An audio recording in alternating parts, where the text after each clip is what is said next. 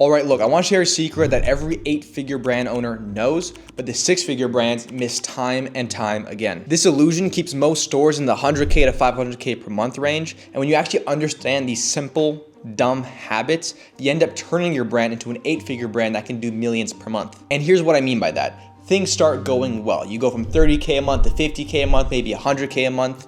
And so you decide to start checking out what the big brands are doing. And you see that they have a VA, they have customer support agents, maybe a CRO person, they work with XYZ agency, they use 1 or 2 different systems and AI tools, and you think, okay, great, I need to get to that level, let me try implementing it. And you think that by doing what they do, you'll end up where they are.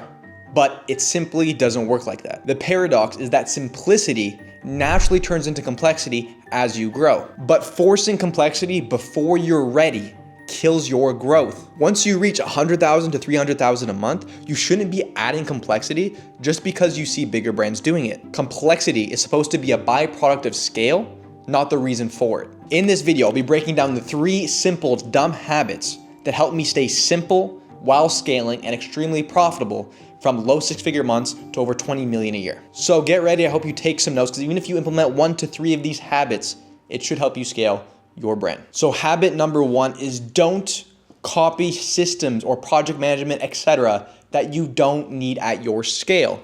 A funny story is I was at this mastermind, okay? And I was talking to a brand owner who does about 50, 60 million a year. And I'm talking to him about, hey, look, we're now at 200, 300K a month. I'm setting up this project management system. I'm setting KPIs. I'm setting OKRs for my team. And he said, OKRs? Like the quarterly objectives? I said, yeah, like quarterly objectives for the people on the team. And he said, why? He said, you're at 300K a month. He's like, stop treating your brand as if you're doing 10 million a year. You don't need OKRs. You're at 2 to 300K a month. He's like, make better ads. You don't need quarterly objectives. And I continuously made that mistake because I realized I wanted to run a 10 million per year brand. So I was trying to make my brand like a 10 million per year brand at the time. But that was actually hurting and stalling our growth because I didn't need these systems or SOPs or project management, etc. at the scale I was at. And once again, that ends up happening because of scale when you need it.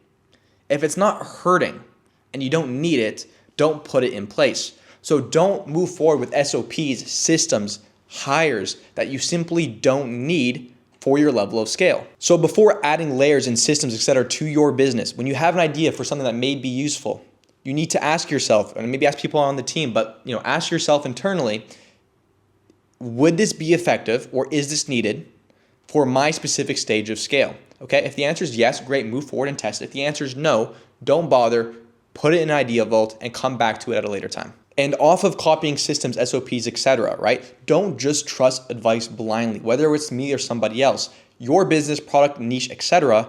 is very different than most people's. And what I mean by that is every business is different. Yes, there's similarities across some, but if they don't know your main constraints, your metrics, etc., and they're just giving you broad advice, be careful. Don't just take it and run with it, right? Take it, analyze it. Once again, does it apply to my stage of the business that we're at? Is it useful to me right now, solving our biggest constraint? If the answer is yes, then once again, great, go test it. But don't test it blindly. Make sure you're tracking your key metrics. So when you put in place these systems or new processes or new projects, you can see the before and after metrics to see, did this really make the biggest difference for our brand at the moment or no? Because the moment you have this data and you start tracking it, you get clarity. And clarity helps you make better and faster decisions, which will lead to faster scale. So all of this to say, once again, don't copy SOPs, systems, ads, funnels, etc. for people that don't have context to your brand, that don't apply to you at your stage, and make sure you understand what game you're playing and what phase you're in, right? If you're at 30K a month or 100K a month or 500K a month or $1 million a month, each of these stages requires something different to get to the next stage. So don't just take systems, ads, funnels blindly and say, okay, look, these guys do 10, 15, 20 million a year. That's what we need to copy to get there. No, you have to identify what did they do from 0 to 100K? What did they do from 100K to 300K? And copy that and reverse engineer that to get there, right? This is why there's so much good advice, but broad advice on YouTube from gurus, etc., including myself, and yet people can't get to 10, 20, 30, 40 million a year consistently. Well, why? All the information's out there. It's because it needs to be tailored to your brand. You need the specific data to be tracking. You need the systems that are only necessary for your current scale to not add complexity. So the first habit, once again, is understand what stage you're currently in and don't copy advice blindly. Now, the second habit, which is probably my favorite that I mentioned over and over again, is simply using the theory of constraints, okay? You always need to be asking yourself, what metric, if there's one metric that we could improve massively in our business throughout our funnel, would not 2, 3, 4, but 10x the business from where it's at? Okay, the answer to that is typically your constraint. And it's great practice because what you find when you get into work, you get caught up in your day-to-day work, projects, ads, etc. that you normally do, and you never actually end up identifying and putting all the focus that your main constraint needs to scale. Okay, so make it a habit at least once a month, bare minimum once a quarter. Sit down, put your funnel metrics on a piece of paper, rank those according to benchmarks, and identify what is actually our core constraint. Because everyone just talks about more ads, better ads, more ads. But what if your constraint isn't ads? What if you do lots of ads that are high quality? What if your hit rate's decent? What if you have good ads and you're still not scaling? Because this is the case with a lot of clients that come to me at 6-figure months, and the ones who almost always get the craziest results, from 100K, 300K a month to $1 million, 1.5, 2 million in 60 to 90 days, almost always was never an ad issue. Almost always, they were really good at ads already, but they had no backend, they had no LTV, their refund rate was super high, etc. Okay, and you don't figure that out, and I know what you need to do to scale unless you know what your main constraint is. So make it a habit to check your constraint and understand what it is always, right? Once you figure out what that is, make sure 90% of your time, resources, effort, etc. goes to solving that constraint. Because as soon as you solve that, you'll be able to scale, and then you'll see what breaks, and you'll easily be able to identify what your next constraint is. Right? And most 6-figure brand owners fail to realize that because all they do is go on Twitter or YouTube and watch these videos that say ads, Andromeda, ads, right? You get it. And they never actually fix their main constraint that scales their business. Okay? For example, when we were at 2 to 300K a month, our main constraint wasn't ads. Our main constraint was our repeat customer rate. And so we fixed it. And when we fixed it, we 2 to 3x the business.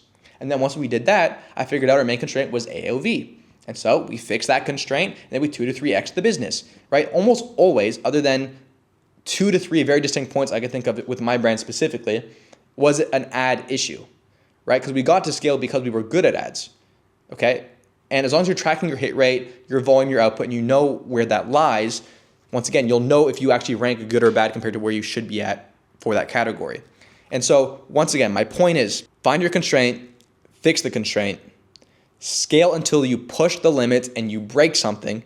It'll become very obvious what your next constraint is. Now you solve for that and you scale.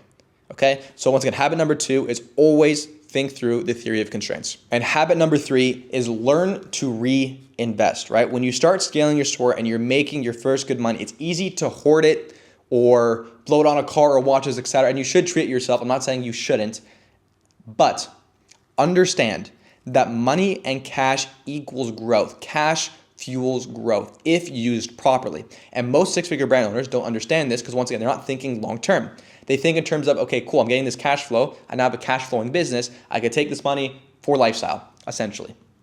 And once again, you could use some for lifestyle, reward yourself. But the 8-figure brand owners who have brands that are 3, 4, 5 years old, who get to multiple 8 figures a year and keep it consistent and can exit their brand for millions, understand that this cash flow is fuel for growth. And it's up to you to start thinking more of an investment banker to figure out where do I deploy this cash to get the biggest ROI. Is it a new hire?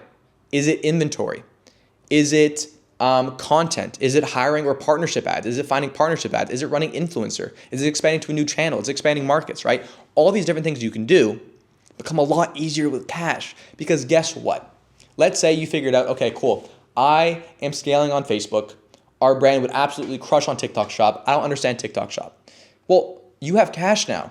You don't have to figure it out. You just go pay an agency or hire somebody who's done it before, bring them into the business, and now they could do it for you. That's one example of cash equals growth. Another one is content. Let's say you're scaling, and this is a very common one. Let's say you're scaling at 50, 60, 70, 100K per month, and you're using ripped content, right? Well, if you start reinvesting into your own better content, you start building a moat and you scale further, right? That's another example. So once again, there's many different use cases for cash. And yes, you should reward yourself, but cash equals growth. And 8-figure, 9-figure brand owners understand this, which is why they're consistently reinvesting into the brand. for growth. And you just have to identify, once again, where the highest ROI is to put that cash. It may be content, it may be hires, it may even just be bringing in external people to come train your team or buying courses or programs for your team to improve their work, if that's the constraint, right? And so going back to habit 2 is once you identify what that constraint is, and now you have cash, deploy your cash and reinvest into fixing that constraint. Because the faster you solve that constraint, the faster you scale, the more money you make. And so once again, let's say your constraint is conversion rate, okay? And you now have cash flow and cash. You could go hire a conversion rate optimization agency. You could go bring a CRO analyst in-house. You could hire an in-house web dev. You can go buy a course on CRO. There's many different ways you can do it depending on what your constraint is. But the point is, when you know what your constraint is, okay, which is habit 2, understand that if you learn to reinvest, understand that cash equals growth, you can use that cash properly and fuel growth massively. Okay, and the 6-figure brand owners don't make the jump to 8 figures lots of the time because they're scared to reinvest. They were broke, they make their first money, so they hoard it, okay? And they don't reinvest into content, into hires, etc. And they move too slow with that, they don't build a moat, then people copy their stuff just like they did with the other person, and next thing you know, their store's dead and they have to start from ground zero. But not you, because you're watching, you understand habit 3 to learn to reinvest your cash for growing your brand. So once again, those 3 super simple dumb habits that have helped me scale from mid 6-figure months to 8 figures plus while keeping it very simple is don't copy systems processes you don't need. I literally just built out my first SOP and now we're on track to do 20 million a year. I built up my first SOP like last week, okay? It's not needed when you hire good people, you don't need that, but that's for a different video. That's habit 1. Habit 2, use the theory of constraints. Once again, think through what your biggest constraint is, put time and resources there, and that's how you consistently scale faster and faster. And habit number 3 is learn to reinvest, understanding that cash equals growth. So those were the habits that brought me from mid 6 figures to multiple 8 figures per year. Now it's your turn, okay? Don't just watch this video and leave it. Identify your constraint, identify your roadblocks, figure out how much cash you have, track the right metrics that you need, and put this stuff in action so you could use these habits to actually scale your business. Now, if you made it to the end of this video, I know that you're serious about scaling your brand. And like I said at the beginning of the video, we're giving away a few one-on-one scale audit calls in the link in the description for anyone doing over 100,000 per month. My promise to you is we will not pitch you. My goal is to give you a 30-day action plan that you can take and scale your business, because one of 2 things will happen. One, on that call, you're gonna be so overwhelmed with value that you're gonna ask us and say, hey, look, what does it actually look like for you to work on this plan with me, and let's scale together and work with me one-on-one to help you do that. Or 2, you're gonna take the plan, you're gonna go scale and understand that it works, right? And then you're gonna come back to get to the next level. So there's a couple of those in the link in the description. Check it out. We will not pitch you unless you ask. You can literally take the plan, apply it, scale with it, make a lot of money, and then come back to us, or even don't come back to us. I'm very confident it'll work because this is what we've done for 64 plus clients now. On average, looking at the data, we've doubled brands every 90 days. So on average, brands join within 90 days, they double. That's our average metrics. So regardless if you booked the call or not, even though I really encourage you to do so, I hope this helped. Take these 3 habits, apply it, and let's scale.